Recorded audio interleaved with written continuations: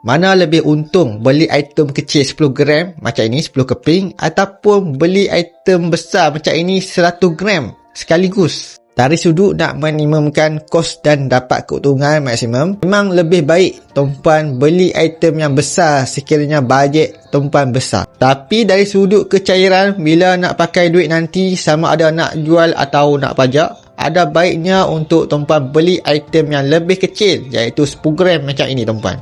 Gold bar 10 gram macam ini tak mahal pun, berharga sekitar RM6,700 saja tuan-puan hari ini.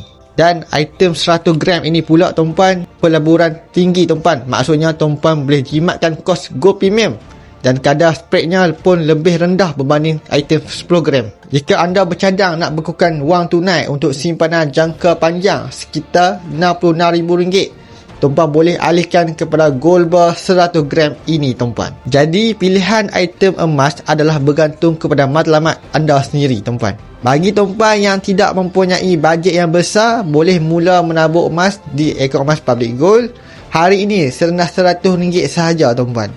Walaupun tuan-puan menabung gram emas sikit-sikit dalam akaun, tuan-puan juga boleh keluarkan gold bar macam ini bila sudah cukup gram. Sudah bersedia untuk mulakan tabungan emas tuan-puan? Tuan-puan boleh isi borang siap di bio saya tuan-puan untuk saya guide tuan-puan satu persatu untuk mulakan tabungan emas. Semoga bermanfaat.